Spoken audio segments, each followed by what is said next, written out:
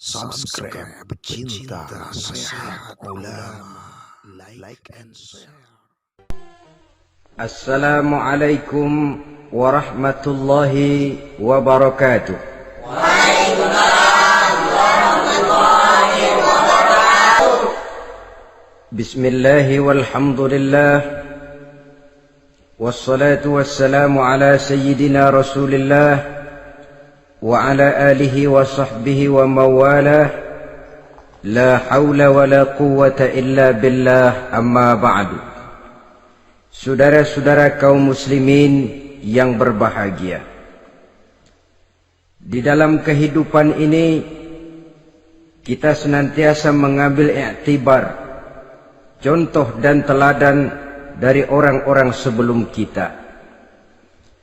Itu sebabnya kepada baginda Nabi kita Muhammad sallallahu alaihi wasallam, Allah Subhanahu wa taala menjelaskan cerita para nabi sebelum beliau dalam ayat "Tsumma naqussu 'alaika min amba'ir rusuli ma nusabbitu bihi fu'adak."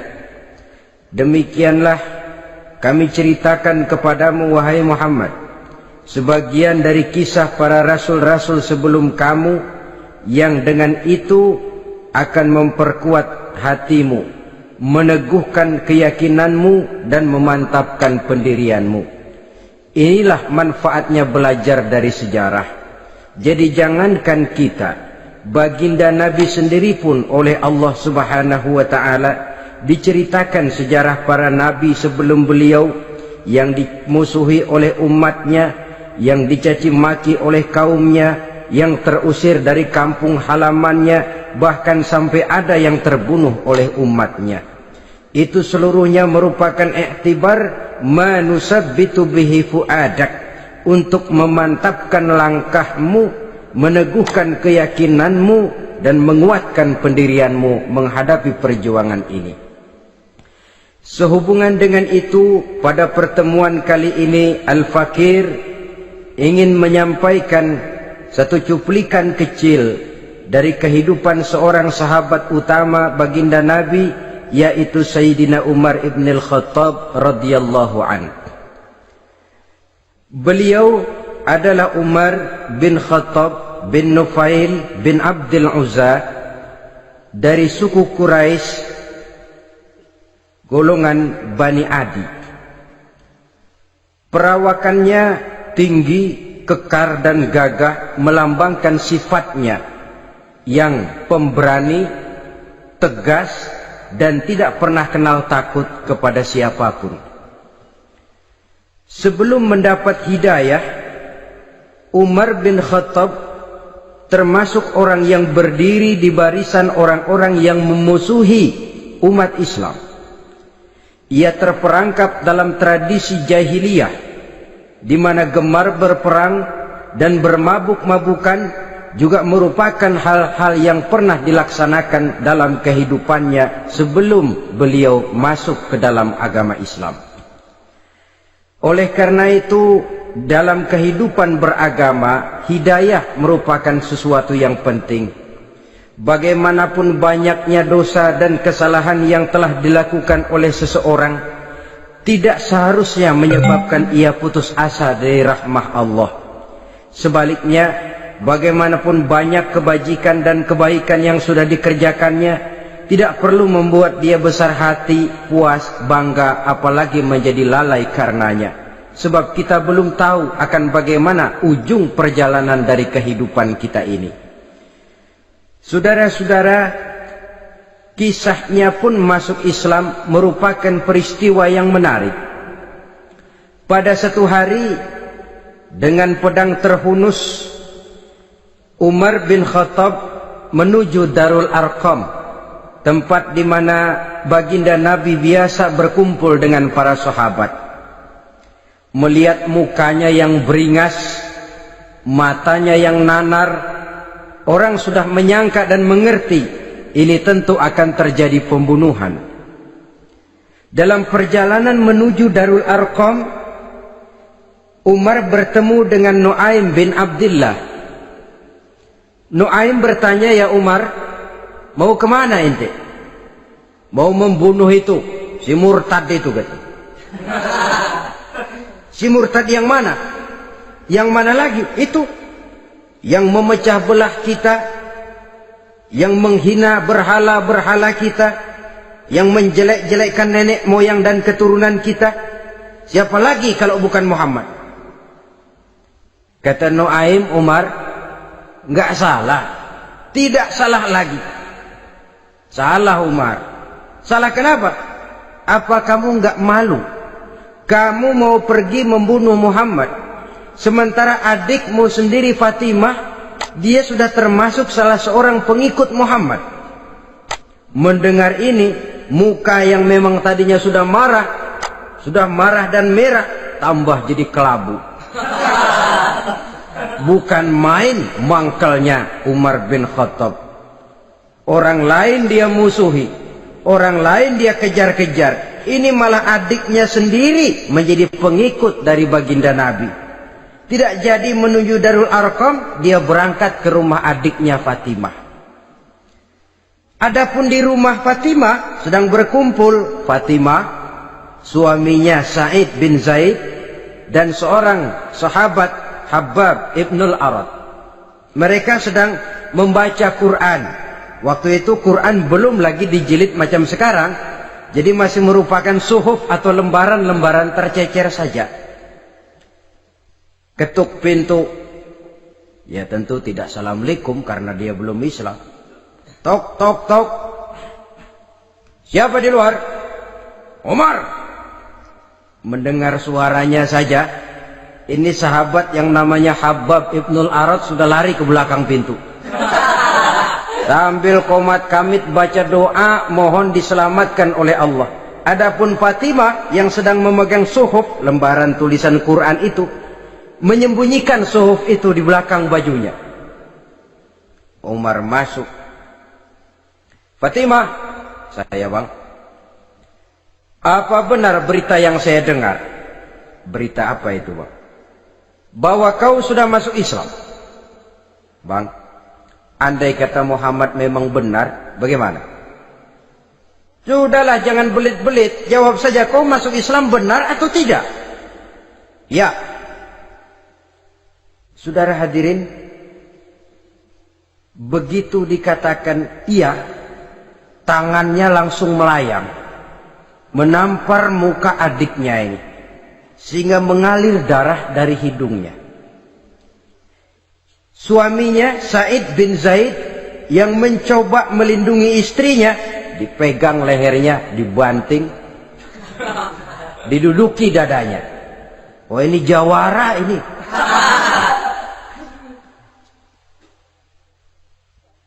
Namun pada saat sedemikian, suara kebenaran terpantul dari mulut Fatimah, adik dari Umar bin Khattab ini. Umar, apakah engkau memukul orang yang bersaksi bahwa tidak ada Tuhan melainkan Allah dan Muhammad Rasulullah? Apakah engkau menganiaya seseorang yang terpanggil untuk mengikuti kebenaran? Manusia macam apa engkau, Umar? Saudara, memang dia orang keras, tapi hatinya mudah menerima kebenaran. Sehingga mendengar kalimat adiknya ini tercenung dia sejenak, melongo, bengong kata anak sekarang. Ini kalau tidak karena keyakinan yang mantap, tidak mungkin orang ini, anak adik saya ini bicara macam begini. Umar, mengapa engkau memukul orang yang bersaksi bahwa tidak ada Tuhan melainkan Allah dan Muhammad Rasulullah? Mengapa engkau pukul orang yang mengikuti kebenaran, menerima hidayah dari Allah? Begitu yakin dan mantapnya, walaupun di tengah satu hal yang sangat menakutkan. Siapa yang tidak takut orang Quraisy berhadapan dengan Umar bin Khattab yang dikenal sebagai singa padang pasir pada waktu itu? Malahan dia termasuk salah seorang jagoan di tradisi masyarakat jahiliyah. Itu ada satu pasar yang namanya pasar Ukaz. Tiap tahun di pasar itu diadakan pesta. Pertama pertandingan syair. Jadi penyair waktu itu jadi kebanggaan. Syair-syair yang menang itu digantung di dinding Ka'bah.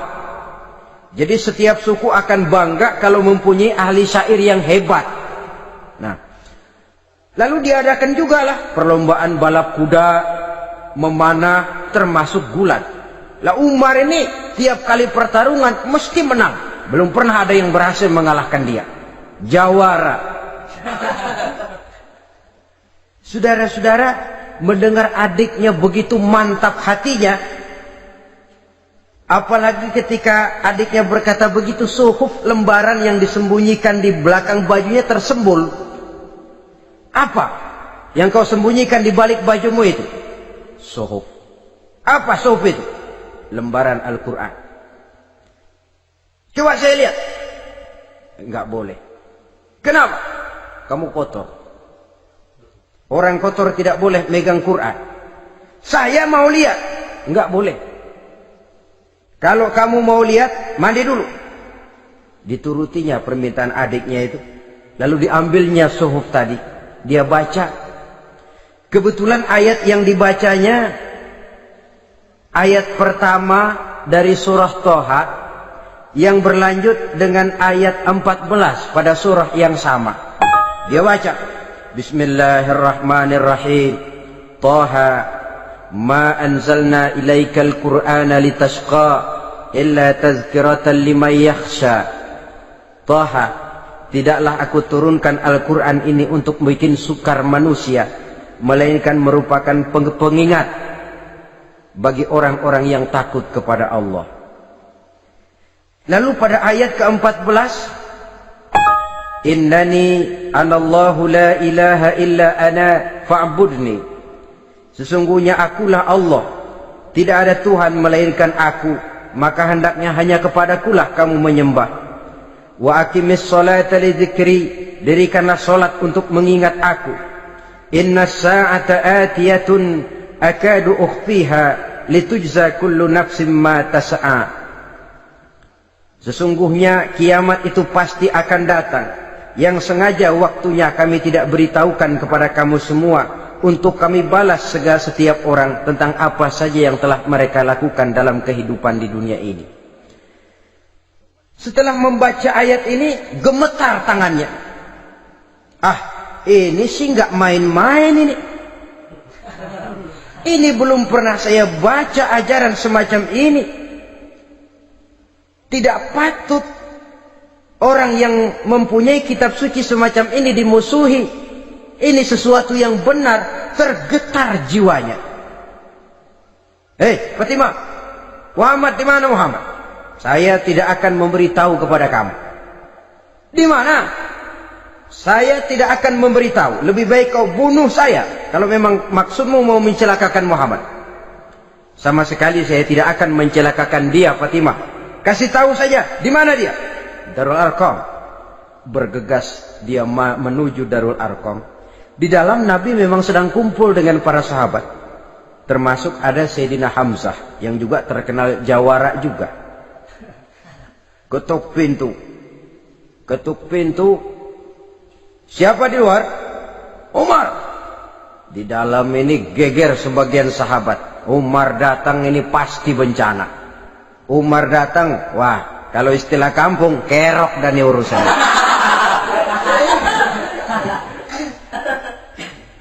Tapi baginda Nabi menenangkan mereka. Tenang, mudah-mudahan ada hikmahnya. Sayyidina Hamzah tampil, bukakan dia pintu. Kalau niatnya baik, kita terima. Kalau niatnya tidak baik, saya paling depan. Dibukakan pintu. Begitu dibukakan pintu, Umar masuk merangkul baginda Nabi. Kemudian dengan tersendat, Ashhadu an la ilaha illallah wa ashhadu annaka ya Muhammad Rasulullah. Saya bersaksi tidak ada Tuhan melainkan Allah, dan saya bersaksi bahwa engkau hai Muhammad adalah utusan Allah. Sahabat takbir semua, Allahu Akbar, Allahu Akbar. Kegembiraan meliputi suasana ketika itu. Kenapa? Karena sebelumnya dikala Umar belum masuk Islam, dia merupakan ganjalan yang paling dikhawatirkan oleh umat Islam.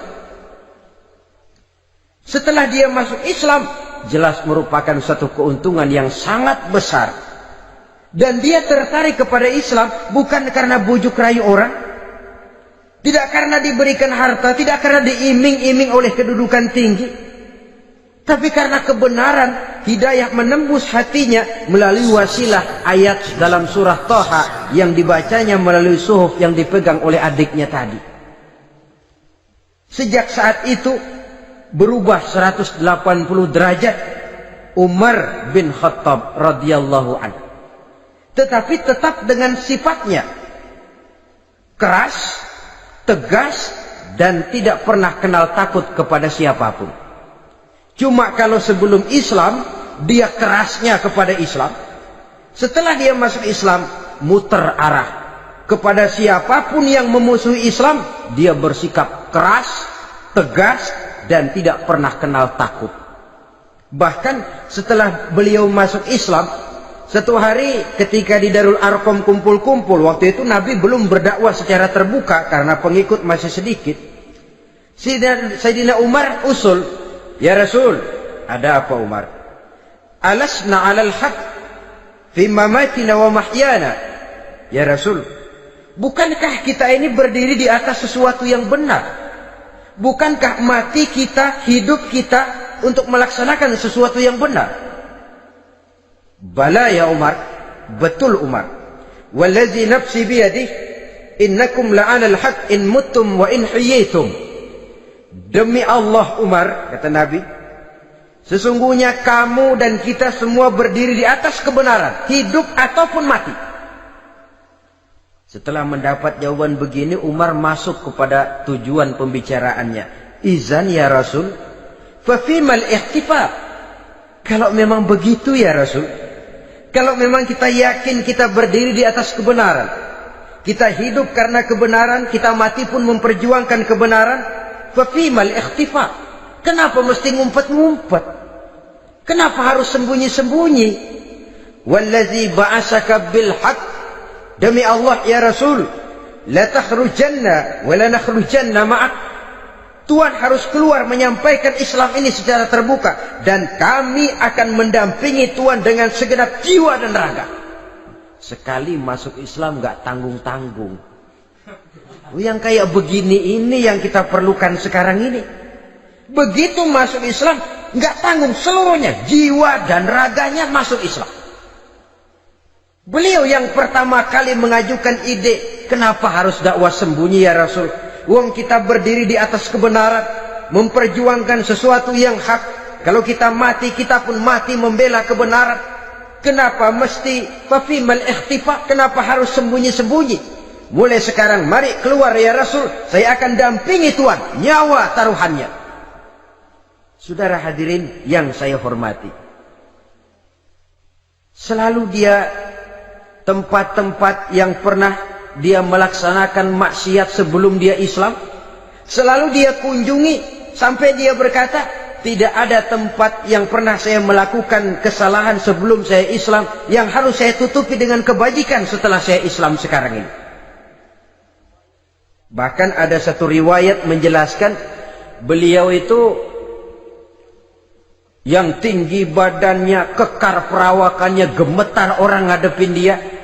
Tapi beliau sendiri sangat mudah gemetar kalau sudah mendengar ayat-ayat Allah. Sehingga ada satu riwayat menjelaskan Sayyidina Umar itu setelah masuk Islam, kalau sholat kadang-kadang bila menoleh ke kanan beliau senyum, bila menoleh ke kiri beliau menangis berurai air mata. Ada orang bertanya, ya Umar, kenapa menengok ke kanan kau senyum, ke kiri kau menangis? Itulah kalau saya ingat jahilnya saya sebelum Islam. Adapun bila saya menoleh ke arah sebelah kanan saya tersenyum, teringat betapa dulu saya membuat berhala dari korma. Saya tumpuk-tumpuk, saya susun begitu.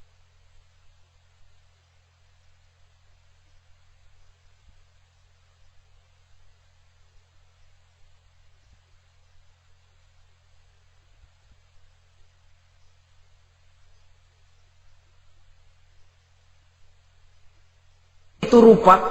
Setelah saya sembah, saya makan itu korma. Gagah betul saya waktu itu, sampai Tuhan pun saya makan. Adapun kalau saya menoleh ke kiri teringat putri kesayangan saya yang terbawa oleh tradisi jahiliyah, takut menanggung aib, merasa malu mempunyai anak perempuan, sampai dia terkubur hidup-hidup. Berurai air mata saya mengingat semua itu. Padahal Nabi sudah memberikan jaminan. Sebab saudara jangan lupa, orang kafir masuk Islam, dalam Islam itu dihitung dari bayi lagi, dari nol. Itulah untungnya. Jadi misalnya sudah 60 tahun, dari kecil sampai 60 tahun kafir, umur 61 masuk Islam. Nah, sejak umur 61 itulah yang dihisab oleh Allah. 60 tahun ke bawah gratis bersih pemutihan. Istimewa betul. Tapi jangan lalu diniatin, gua kafir aja. Nanti sudah tua-tua mau giliran mati baru Islam. Nah, itu diniatin lain. Ini yang karena faktor hidayah, saudara-saudara. Nah, cintanya kepada baginda Nabi luar biasa. Dalam setiap pertempuran beliau selalu di front terdepan. Bahkan demikian cintanya sampai ketika hari di mana baginda Nabi wafat, saudara-saudara. Disampaikan berita wafat Nabi kepada Umar ini. Ya Umar, baginda Nabi sudah wafat. Kamu ngomong apa? Baginda Nabi sudah wafat. Bukan sedih, nyabut pedang, keluar matanya melotot. Siapa yang bilang Muhammad mati, saya tabas batang lehernya. Begitu cintanya beliau kepada baginda Nabi, sampai-sampai nggak menerima kalau Nabi wafat. Taruhlah nggak bisa mati bersamaan, bolehlah mati beriring-iring saja barangkali maksudnya. Saudara-saudara, cabut pedang, kelayaban kemana-mana. Ayo, siapa ngomong Muhammad mati, saya tabas batang lehernya. Sampai bertemu dengan Sayyidina Umar, Sayyidina Abu Bakar. Di tempat orang banyak, Sayyidina Abu Bakar yang bijaksana ini pidato. Ayuhan nas, man kana ya'budu Muhammadan, fa inna Muhammadan qad mata. Wa man kana ya'budu Allah, fa inna Allah hayyun la yamut. Wahai manusia, barang siapa yang menyembah Muhammad, maka Muhammad sudah mati. Tetapi barang siapa yang menyembah Allah, Allah akan hidup selamanya dan tidak akan pernah mati. Mendengar pidato ini, Sayyidina Umar sadar bahwa sebenarnya yang tidak bisa mati itu cuma Allah. Bagaimanapun agungnya baginda Nabi, besarnya baginda Nabi, tinggi akhlak budi pekertinya Nabi, cintanya beliau kepada Nabi, tak Nabi manusia. Dan manusia harus mati. Kemudian dibacakan surah Ali Imran ayat 144. Wa ma Muhammadun illa rasul qad khalat min qablihi rusul afa immata aw qutilan qalabtum ala aqabikum. Muhammad tidak lain daripada manusia, telah datang kepadanya rasul. Apakah jika ia mati engkau kembali menjadi murtad atau mundur ke belakang? Mendengar ayat ini dibacakan, Sayyidina Umar sadar, berurai air matanya, menangis dalam kesedihannya. Ini cintanya yang demikian tinggi kepada baginda Rasulullah sallallahu alaihi wasallam. Begitulah seluruh kesalahan yang dia lakukan pada saat sebelum dia masuk Islam, berusaha dia tutupi dan dia tebus dengan segala kebaikan, pengabdian, perbuatan soleh setelah dia masuk Islam. Sehingga diajarkan oleh baginda Nabi, ittaqillaha haitsu ma kunta wa atbi'i sayyi'atal hasanata tamhuha wa khaliqin nasa bi khuluqin hasanin. Bertakwalah kamu kepada Allah, kata Nabi, dimanapun saja kamu berada. Jadi takwa tidak kenal tempat. Dimanapun saja kamu berada, bertakwalah kepada Allah. Di rumah takwa, di pasar takwa, di kantor takwa, di tengah orang banyak takwa, pada waktu sendirian takwa. Ittaqillaha haitsu ma kunta. Bertakwalah kau kepada Allah dimanapun saja kamu berada. Jangan takwa pakai tempat. Di masjid takwa, di kantor nyolong.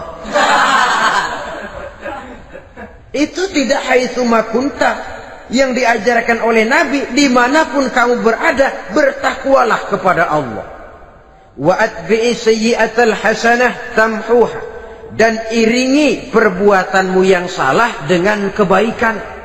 Jadi kalau satu saat terselip kita berbuat salah, cepat iringi dengan kebaikan. Tamhuha, dengan harapan kebaikan yang kita kerjakan akan menutupi dosa yang terselip kita lakukan. Ngomongin orang, astagfirullahaladzim, banyak istighfar. Istighfarnya mudah-mudahan bisa nutupin dosa karena ngomongin orang. Tapi jangan lalu tambah sulap. Ngomongin orang istighfar, terus ngomongin lagi istighfar lagi. Itu tentu tidak bisa dengan cara begitu. Barangkali terselip pernah mengambil harta orang tanpa alasan yang hak, imbangi dengan rajin sedekah misalnya. Barangkali pernah menyakiti hati orang, imbangi dengan perbuatan yang bisa menyenangkan hati orang lain. Itu namanya mengiringi perbuatan yang bersifat salah dengan kebajikan. Ini yang dilakukan oleh Sayyidina Umar. Setiap pelosok hampir dia datangi. Tempat-tempat di mana dia pernah melakukan kesalahan sebelum Islam, di sana dia tegakkan kebajikan dan kebaikan. Kegagahannya, keperkasaannya, keberaniannya sepenuhnya bulat-bulat sudah diwakafkan untuk kepentingan Islam. Saudara hadirin yang saya hormati, diperlukan orang-orang yang punya keberanian macam Sayyidina Umar. Berani karena panggilan hidayah, bukan berani babi. Babi berani juga babi, cuman nyeruduk. Artinya berani yang tanpa pertimbangan. Berani yang tanpa pertimbangan pada akhirnya akan menyulitkan kita sendiri. Beliau gagah, beliau berani, beliau punya kekuatan, beliau punya wewenang, dan itu dimanfaatkannya untuk menjadi backing baginda Nabi kita Muhammad sallallahu alaihi wasallam. La takhrujanna wa la nakhrujanna ma'ak ya Rasul. Rasul, keluar, sampaikan dakwah secara terbuka. Saya akan mendampingi Tuhan. Jika ada yang ganggu Tuhan, saya paling depan. Backing yang mendampingi Rasul untuk menyampaikan risalah Islamiyah ini. Saudara hadirin yang saya hormati, wa khaliqin nasa bi khuluqin hasanin, kata Nabi. Dan pergaulilah manusia dengan akhlak yang baik, karena dengan ini kau bisa mengambil hati orang. Dalam hadis lain katakan, innakum la tas'una an-nasa bi amwalikum walakin yas'uhum minkum bastul wajhi wa husnul khuluq. Kamu tidak akan bisa menyenangkan orang banyak dengan hartamu, tapi kamu bisa ambil hati mereka dengan budi pekerti yang luhur dan muka yang manis. Dengan harta belum tentu kita bisa menyenangkan semua orang, tapi budi pekerti yang luhur, muka yang manis, itu yang akan bisa membuat kau menyenangkan orang banyak.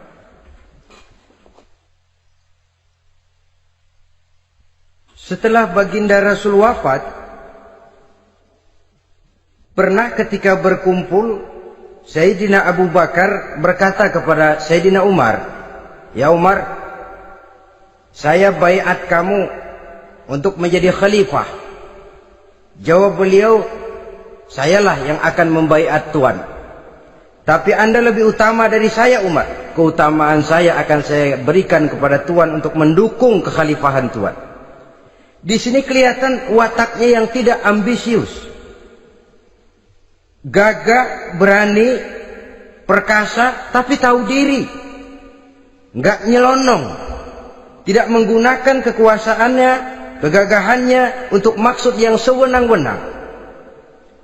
Oleh karena itu setelah Sayyidina Abu Bakar wafat, beliau dilantik menjadi khalifah, keluarlah pidatonya yang terkenal. Ayuhan nas, inni qad wullitu alaikum walastu bi khairikum. Hai manusia, Aku telah dipilih menjadi pemimpin kamu, padahal aku bukanlah orang yang terbaik di antara kamu. Kalau tidaklah karena aku melihat keutamaan, keteguhan yang dapat melindungi kalian, berat rasanya aku memikul amanah ini. Sebab apa? Alangkah beratnya menunggu datangnya perhitungan di akhirat nanti terhadap Umar. Ini yang jadi motifnya memegang jabatan khalifah. Sungguh berat bagi Umar menunggu datangnya saat perhitungan.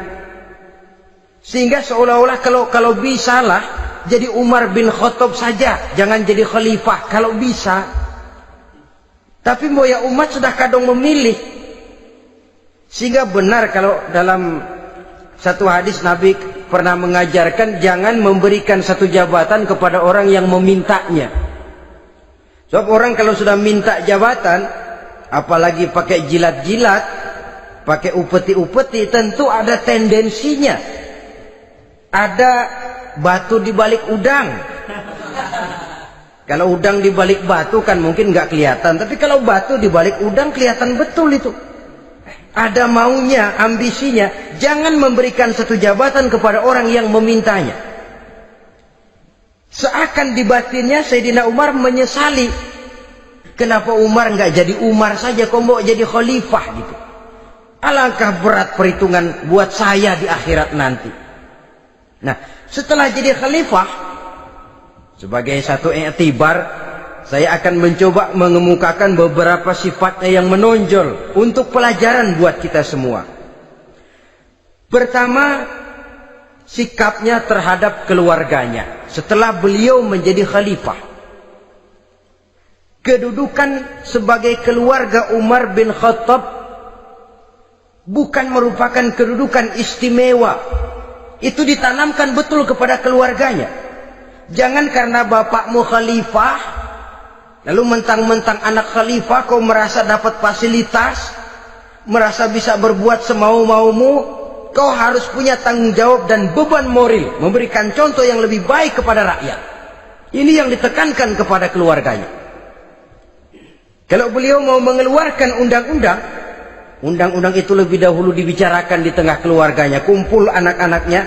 Ini akan ada undang-undang begini. Siapa di antara kalian mau mentaati, persilakan. Yang tidak pun persilakan. Tapi saya ingatkan, kalau ada dari keluarga Umar yang melanggar peraturan yang saya keluarkan ini, saya akan menghukumnya 2 kali lipat karena dia keluarga saya.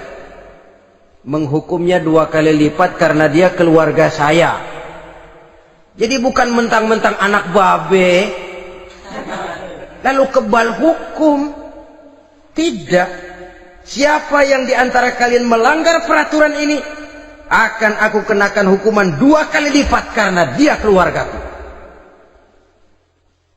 Nah, saudara hadirin yang saya hormati, lalu berwibawa, dijaga betul keluarganya. Suatu hari beliau datang ke rumah putranya Abdullah bin Umar. Ketika masuk dilihatnya Abdullah bin Umar sedang makan daging. Makan daging. Merah muka Umar. Mentang-mentang anak khalifah ya. Mentang-mentang anak Amirul Mukminin ya, kamu makan daging. Lihat tuh rakyat kita masih banyak yang kelaparan, makan daging, makan roti keras. Padahal itu halal. Sesuatu yang diperoleh dengan usahanya sendiri. Tetapi begitu hati-hatinya Umar untuk menjaga pandangan orang. Keluarga khalifah merupakan beban moral sebab akan dijadikan contoh oleh rakyatnya. Mentang-mentang anak khalifah ya makan daging. Lihat tuh rakyat, roti keras digarotin. Lain saat beliau pergi ke satu pasar. Di situ dilihat ada sapi gemuk-gemuk. Tempat lain sapinya kurus-kurus. Tanya, ini yang gemuk-gemuk sapi siapa? Sapi Abdullah bin Umar. Sapi anaknya. Panggil Abdullah bin Umar, suruh sini. Datang anaknya itu. Abdullah bin Umar, bagaimana ceritanya sampai ini? Begini, Bapak. Dahulu itu dengan uang saya beli sapi kurus-kurus. Lalu saya rawat Saya berikan upah orang untuk merawat sapi-sapi itu. Sampai sekarang dia menjadi gemuk. Akan saya jual dan keuntungannya tentu sesuatu yang halal. Subhanallah, kata Umar. Kau ini anak Amirul Mukminin. Jual sapimu. Ambil modalnya, untungnya, masukkan Baitul Mal untuk urus kepentingan orang Islam. Dia nggak mau anaknya terlibat bisnis, dompleng kekuasaan ayahnya.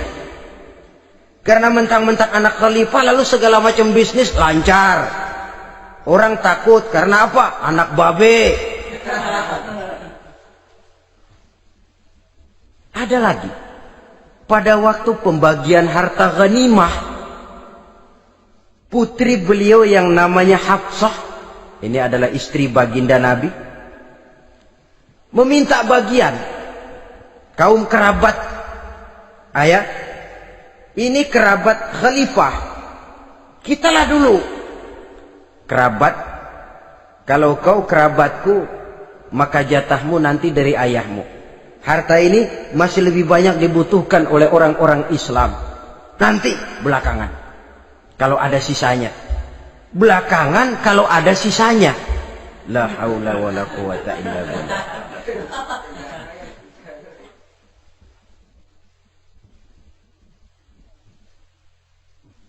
Saudara hadirin, itu terhadap keluarganya. Kemudian apa sifat-sifat yang menonjol dari kepemimpinannya? Pertama, kesederhanaannya. Beliaulah satu-satunya khalifah, Amirul Mukminin, setingkat presiden kalau sekarang, yang punya jubah cuma 2 dan 1 pun punya anaknya. Tambelan lagi. Pernah sholat Jumat terlambat. Beliau naik mimbar untuk khutbah, sebelumnya minta maaf dulu. Saudara-saudara, maaf saya terlambat nungguin baju kering. Seorang khalifah nungguin baju kering. Sederhana dalam kehidupannya. Mari kita ambil satu cerita lagi. Pada waktu beliau jadi khalifah, yang diangkat jadi gubernur di Mesir adalah Amr bin As. Amr bin As hidupnya lebih mirip kaisar. Istananya besar, pakaiannya bagus-bagus. Nah, yang paling mengganggu pikiran Amr bin As, di sebelah istananya ini ada gubuk reot, kepunyaan orang Yahudi lagi. Ah, ini nggak pantas bener, masa di samping istana gubernur ada gubuk reot. Orang Yahudi lagi yang punya. Ini mesti, udah, bikin saja rencana, panggil dinas tata kota, bikin planning. Di sini mau dibangun masjid, proyek negara. Bikin gambarnya, susun anggarannya, tender. Saudara-saudara, si Yahudi yang punya gubuk reot dipanggil. Yahudi, ada apa, Pak? Kamu tahu nggak? Enggak. Iya, memang belum saya kasih tahu.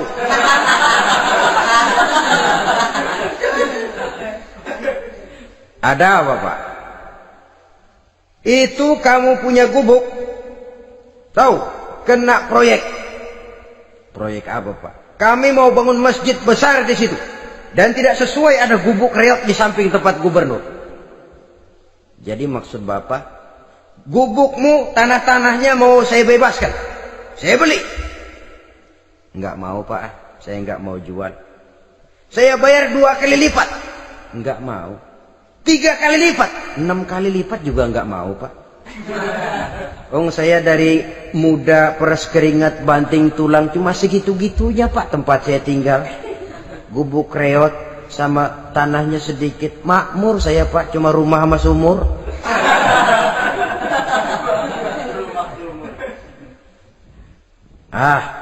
Ini Yahudi kelewatan juga. Akhirnya turun perintah, sudah, kalau dia nggak mau dibebaskan, gusur saja, tarik, ambil bulldozer. Digusur. Yahudi ini berurai air matanya. Aduh, begini jadi rakyat kecil, udah jatuh ketiban ember lagi. Tapi pikir-pikir Amr bin As kan bukan yang paling atas. Dia kan cuma pejabat, masih ada atasannya lagi. Lapor lapor. Yahudi ini berangkat ke Madinah. Bayangkan dari Mesir ke Madinah. Jalan. Di sepanjang jalan dia pikir membanding-banding. Kalau gubernurnya saja istananya begitu mewah, apalagi khalifahnya. Kalau gubernurnya galak main gusur, apalagi khalifahnya. Dan saya bukan orang Islam, apa dia lemin ngadu? Apa dapat tanggapan? Berangkat dia sambil harap-harap cemas. Sampai di pintu kota Madinah, dia temui orang lagi tidur di bawah pohon korma. Selamat siang Pak. Ada apa? Pak. Apa? Mau lapor. Lapor apa? Bapak tahu Khalifah Umar bin Khattab? Tahu? Istananya di mana Pak? Istananya di atas lumpur. Di atas lumpur. Di atas lumpur. Pengawalnya banyak Pak. Banyak. Siapa Pak? Yatim piatu, janda-janda tua, orang-orang miskin, orang-orang lemah, itu pengawalnya. Pakaian kebesarannya apa sutra apa Pak?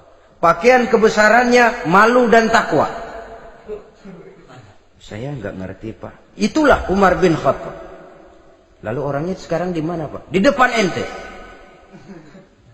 Rupanya yang dia tanya itulah orangnya. Gemeter Yahudi ini, keringat bercucuran.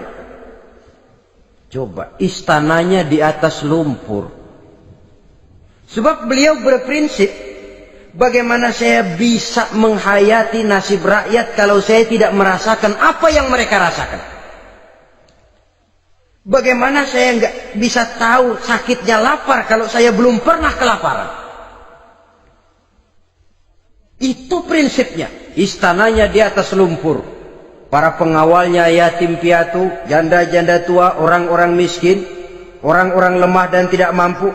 Dan pakaian kebesarannya malu dan takwa. Kamu dari mana? Dari Mesir Pak. Ada apa? Mau laporan gubernur Bapak di Mesir yang namanya Amr bin As. Kenapa? Main gusur aja Pak. Ceritanya? Iya, dia mau bangun masjid. Kebetulan di areal itu saya punya tanah sama gubuk segitu-gitunya. Saya nggak mau dibeli, digusur Pak. Saya mau mencari keadilan. Begini. Kamu lihat tempat sampah itu? Lihat. Di situ banyak tulang. Coba kamu ambil kemari satu. Tulang unta, bawa sini. Bingung Yahudi. Pak, saya kemari mau cari keadilan. Kalau tulang mah di Mesir juga banyak Pak. Sudahlah, pokoknya kau ambil saja tulang itu. Dicoker-coker dapat dikasih. Tulang itu digaris lurus oleh Sidina Umar dengan ujung pedang. Red. Nah, nih, kau bawa kepada Amr bin As. Makin bingung itu Yahudi. Suruh bawa tulang cuman digaris. Nanti saya ngomong apa Pak? Sudahlah, kasih saja. Pulang dia. Sampai di Mesir. Tuan Gubernur, ada apa? Saya baru menghadap Khalifah. Kemudian beliau sampaikan ini, dikasih tulang. Amr bin As ngelihat tulang ada goresan lurus dengan ujung pedang, gemetar. Badannya keluar keringat dingin. Panggil kepala proyek. Hei, proyek batal. Masjid nggak jadi didiriin. Itu gubuk Yahudi diriin lagi. Ini Yahudi makin bengong. Ini gubernur dapat tulang doang segitu takutnya.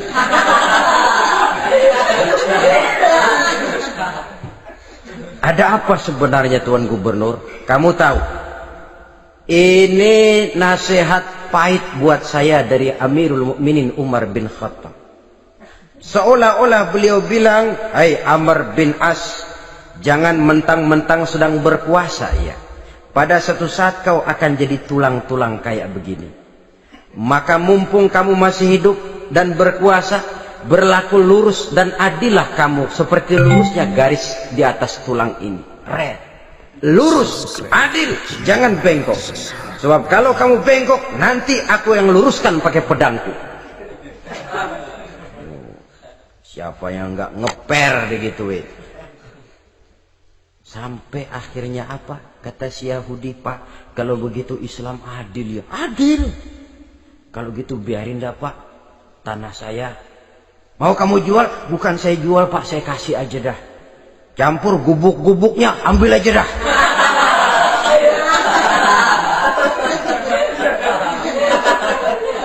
Masuk Islam si Yahudi ini oleh karena keadilan dari Umar bin Khattab. Begitulah kesederhanaan hidupnya. Sampai saudara, yang ironi betul, pernah Utsman bin Affan, Ali bin Abi Thalib, Thalhah dan Zubair kumpul mendengar berita bahwa Sayyidina Umar ini punya hutang. Bayangkan, seorang khalifah untuk melangsungkan hidupnya sampai punya hutang. Padahal Baitul Mal di bawah kekuasaannya. Berunding Utsman, Ali, Thalhah, Zubair. Kalau kita langsung ngomong sama Umar nggak enak dong, dia nggak bakalan terima. Lewat putrinya aja, Hafsah. Baik. Hafsah ngomong sama Umar, Abah, kenapa? Bagaimana kalau honor Abah ditambah, ditingkatkan supaya hutang bisa ketutup? Hafsah, saya Abah. Siapa yang nyuruh kamu ngomong begitu? Enggak ada. Ada.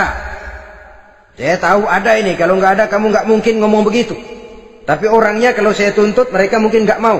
Sekarang saya mau tanya Hafsah, kau kan istri Rasul, betul? Nah, saya mau tanya, suamimu makanannya apa? Daging? Bukan. Roti. Tempat tidurnya kasur empuk? Bukan. Kain kasar yang kalau musim panas kami bentangkan, kalau musim dingin separuh buat tidur, separuh buat selimut. Pakaian yang dibelikan untukmu berapa banyaknya? Cuma 2. Nah, itu guru saya, orang yang paling saya cintai, dan itu yang saya ikuti. Bahkan setelah beliau wafat, Sayyidina Umar ini hutangnya ditanggungkan kepada anaknya Abdullah bin Umar, dan itu pun dilunasi dengan menjual rumahnya, sehingga rumahnya itu disebut Darul Qadha, rumah bayar hutang. Begitu kesederhanaannya. Jadi nggak pakai aji mumpung jadi khalifah lalu kayak ikan gurita, tangan yang mana aja megang. Itu kan mental monyet. Monyet itu kan begitu, tangan megang kiri kanan, mulut ngawal, kaki megang, temennya dikasih masih ngerampas juga. Monyet rakus betul itu. Itu kesederhanaannya. Kenapa kesederhanaan ini timbul? Karena sikap zuhudnya. Zuhud itu tarkud dunia li ajlil akhirah. Orang yang mengambil dunia hanya yang diperlukan dengan lebih mengutamakan kehidupan akhirat. Watak zuhudnya yang sangat menonjol. Dialah pahlawan yang paling berani di medan perang. Dialah imam yang paling khusyuk di masjid. Dan tidak jarang kalau sholat sendiri, begitu membaca ayat yang menceritakan neraka, nangis berurai air matanya. Saudara hadirin ma'asyiral muslimin rahimakumullah.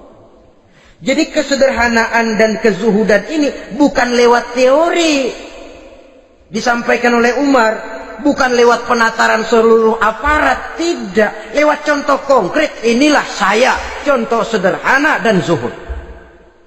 Bagaimana saya akan bisa merasakan penderitaan kalau saya sendiri tidak pernah menderita? Bagaimana saya akan tahu sakitnya lapar kalau saya belum pernah kelaparan?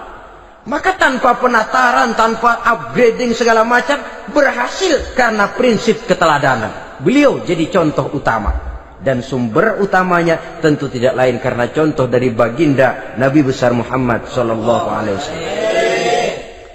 2, sederhana. Yang kedua, zuhud. Yang ketiga, sifat yang menonjol dari kekhalifahannya adalah adil. Kalau sudah bicara soal hukum, dia tidak pernah kenal kompromi. Adalah seorang pemuka Nasrani masuk Islam. Namanya Jabalah bin Aiham. Ketika dia bikin haji, kain ihramnya keinjak orang Arab yang hitam. Badui. Jengkel. Dia merasa bekas tokoh. Enak aja nih orang udah jelek nginjak lagi. Ditempeleng orang tadi. Orang ini lapor kepada Umar. Panggil Jabalah bin Aiham. Panggil. Kau ditampar? Betul Khalifah. Tampar dia. Tampar lagi. Dipukul orang itu. Di depan Sayyidina Umar. Jadi tidak karena kau ini bekas kepala suku, kau ini bekas orang terhormat, lalu ada kebijaksanaan yang tidak bijaksana.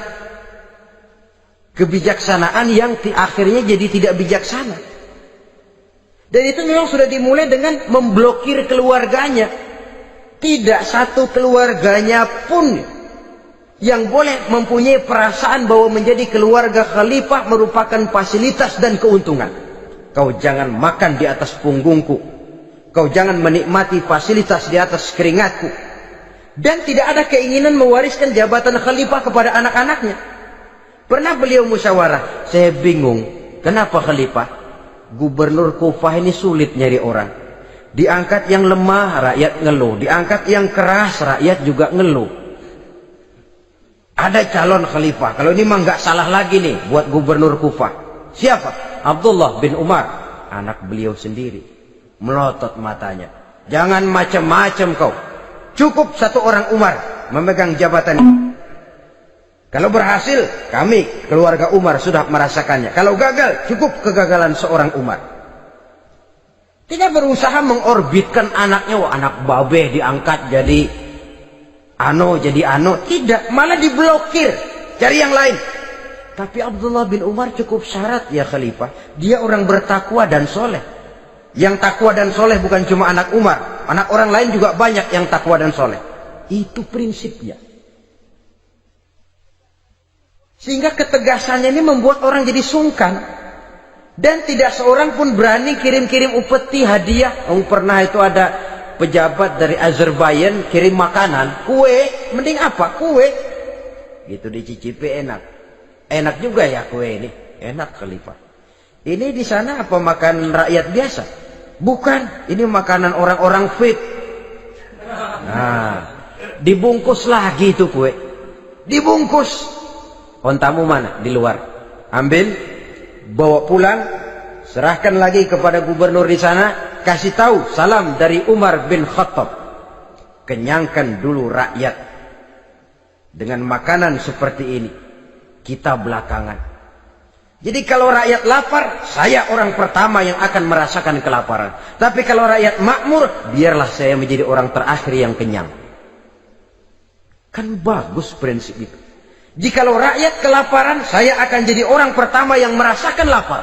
Tapi kalau rakyat makmur, biar saya jadi orang terakhir yang kenyang. Jangan dibalik. Pada saat rakyat kelaparan, dia kekenyangan. Dan selanjutnya, sikap keadilannya ini, saudara-saudara, menyebabkan hukum lalu jadi berwibawa. Pernah beliau jalan-jalan di lorong kota Madinah. Di tempat yang namanya Harah bersama Aslam. Ada ibu-ibu, anaknya nangis. Lapar ma, lapar ma. Sabar, dikit lagi matang katanya. Emang tuh ibu lagi ngerebus. Bunyi, air ngegulak. Luguk, luguk, luguk. Umar lihati dari jauh. Belum juga matang, belum juga matang. Nih anak dari nangis, lapar, sampai capek nangis, sampai tidur. Anak tidur, Umar samperin. Bu, yang masak apa sih kok nggak bisa matang? Saya nggak masak apa-apa tuan. Itu pating kerubuk apa? Ketika dibuka ya cuma air saja. Subhanallah, ibu sudah ngebohongi anak ibu sendiri. Habis harus bagaimana tuan? Saya sudah nggak punya makanan untuk dimasak. Sementara perut nggak kenal kompromi. Jalan satu-satunya, ya terpaksa anak saya bohongi. Saya bilang sebentar lagi matang sampai dia tidur sekarang ini. Memangnya Khalifah Umar gimana sih ngurusi rakyat? Subhanallah, dia orang zalim. Dia yang memegang urusan kami, tapi dia nggak tahu nasib saya. Anak kelaparan, keluarga terlantar. Oh begitu. Iya, zalim betul Umar bin Khattab itu. Kalau begitu ibu tunggu sebentar. Dia pulang bersama Aslam menuju Baitul Mal. Dia ambil tepung 1 karung, dipikul sendiri. Dipikul sendiri. Kata Aslam, ya Khalifah biar saya yang bawa. Jangan. Kenapa Khalifah? Apa kau kira kau sanggup mikul dosa saya di akhirat nanti? Biar saya yang mikul sendiri. Dia bawa ke tempat tuh ibu-ibu. Dia masakin sendiri. Nah bu, sudah matang, persilakan masak. Makan. Alhamdulillah Tuhan. Mudah-mudahan Allah memberkahi Tuhan. Tuhan lebih baik dari Umar bin Khattab yang zalim itu. Memang sebenarnya Tuhan siapa kata tuh ibu? Saya. Iya. Saya ya Umar bin Khattab yang ibu bilang zalim itu. Gemetar si ibu. Gemetar si ibu. Tapi memang peka dan menghargai kritik orang. Tidak membungkam setiap orang yang nadanya sumbang atau berbeda. Kadang beliau berkata, saya khawatir karena orang terlalu segan dengan saya lalu nggak ada yang berani negor kalau saya salah. Kan begitu biasanya. Karena sudah terlalu segan lalu semuanya orang mau diaminin saja. Asal dibilang nggak benar marah, jengkel. Lalu disingkirin, maunya diiyain, inge kulonuwun. Oke bos. Beliau bilang saya khawatir kalau tidak ada orang yang mau menegur kesalahan saya jika saya terlanjur nanti. Tahu muncul orang. Demi Allah, saya akan menegur Tuhan dengan pedang saya ini. Cerah mukanya, senyum bibirnya. Alhamdulillah, anak muda, saya memerlukan orang macam kau. Yang berani berkata ya terhadap yang benar dan tidak terhadap yang tidak benar, apa dan bagaimanapun resikonya. Di sini kelihatan sikap beliau menghadapi orang yang berbeda pendapat. Keadilan, keberanian dan ketegasan, cepat menerima kebenaran merupakan serentetan dari sifat-sifat utama beliau sejak masuk Islam sampai menjadi khalifah yang kedua. Bahkan dengan jasa beliau, Islam kemudian tersebar menembus dinding Jazirah Arabia, memasuki Bizantium dan Persia, sehingga beliau juga dikenal sebagai periode Al-Futuhat Al-Islamiyah. Nah, saudara-saudara, inilah cuplikan kecil dari kehidupan seorang agung dan besar yang memang sangat terbatas kata-kata untuk melukiskan kebesaran itu. Namun yang secuplik ini mudah-mudahan menjadi sumbangan moral dalam rangka kita memperbaiki diri menuju kehidupan yang lebih baik. Terima kasih banyak atas segala perhatian. Mohon maaf atas segala kekurangan. Usikum wa nafsi bitaqwallah. Wassalamualaikum warahmatullahi wabarakatuh. Waalaikumsalam warahmatullahi wabarakatuh. Subscribe, pecinta nasihat ulama, like and share.